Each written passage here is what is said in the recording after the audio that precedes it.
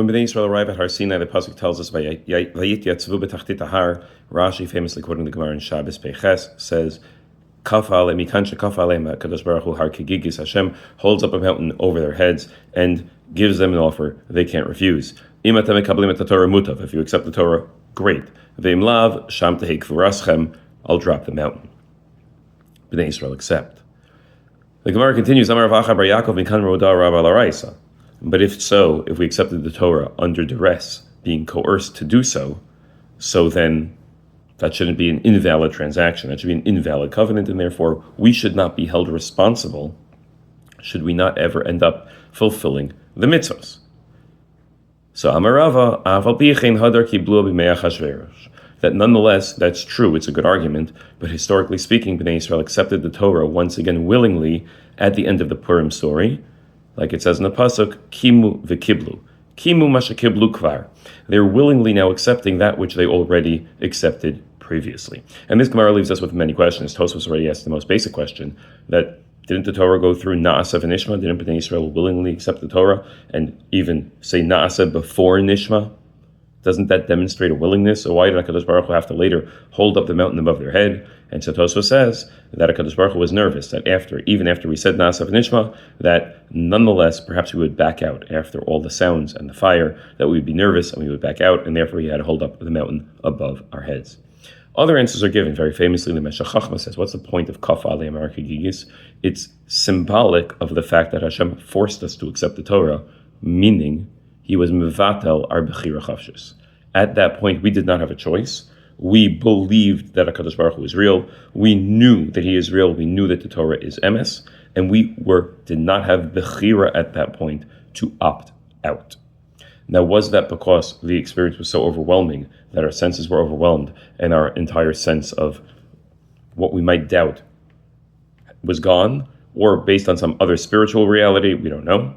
But the idea is that we did not have a choice. He says that's the same thing that was true of Moshe Rabbeinu throughout his entire life.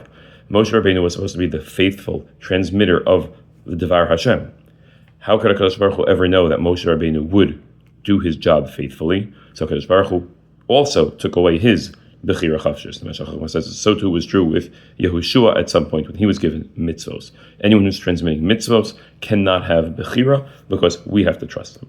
And it's a very interesting and startling somewhat comment. The Maharal gives a somewhat similar but nonetheless different and perhaps more palatable explanation.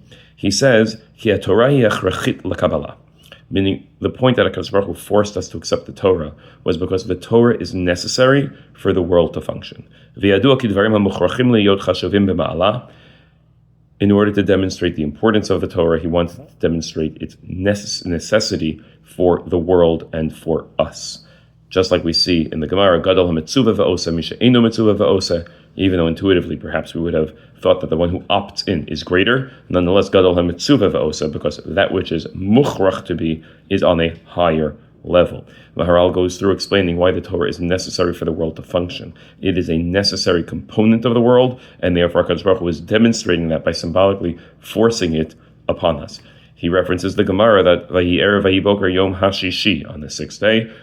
The pasuk adds a hey, whereas it does not exist on the first, second, third, fourth, or fifth. Why Yom HaShishi?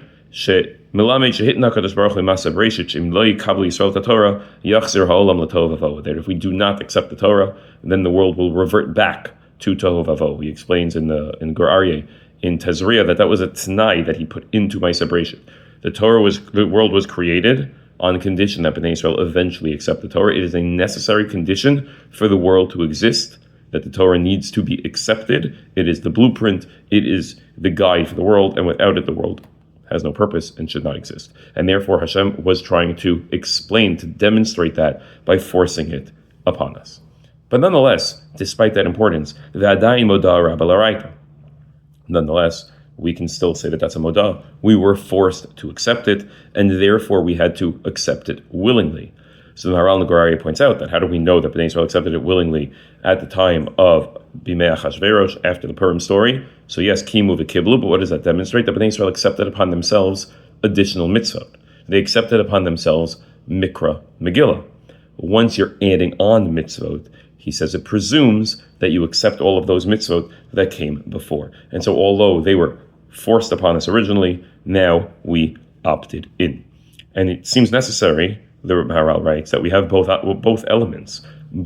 There's a tension between that which we're required to do and that which we opt in. They're all necessary. Mitzvot are because I am mitzuva, I'm commanded. But on the other hand, my kirvas elokim, my closeness to HaKadosh Baruch Hu, is based on my opting in, my willingness, my desire to be close to Him.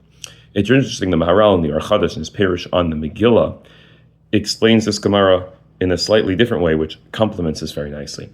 Based on the Tanchuma in Parashat Noach, he says that when HaKadosh Baruch Hu offered the Torah to Bnei Yisrael, he offered the Torah Shebechsav and Torah Shebal Peh. The Torah Shebechsav seemed easy to do. Lo tasach ol malacha on Shabbos seems very straightforward. Torah Shebal Peh comes along with Lamed Tes Avos Malacha, and Bnei Yisrael got nervous. The Torah Shebechsav, they did certainly willingly accept Nasaf and Ishma.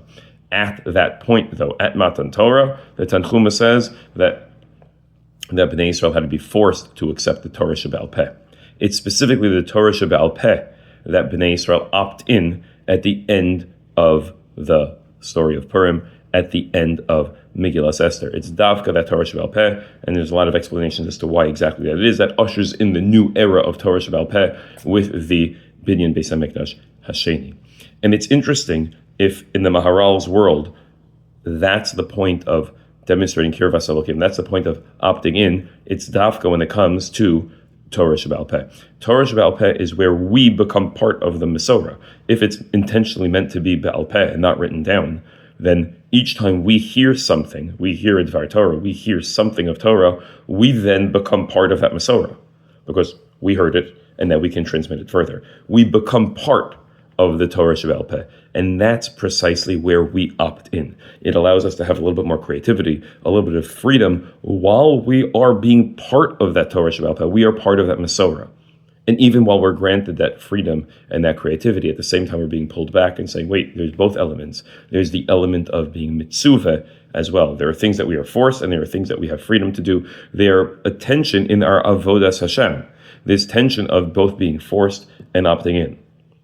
And while it's a tension, it's not a problem. It's not a bug of the system, but rather a feature of the system. It allows us to express ourselves. It allows us to be able to be connected to the Dvar Hashem that we were given, and to give us the freedom to be mechadesh Torah, to be part of Torah, to use our kochos to reach a true kirvas Elokim.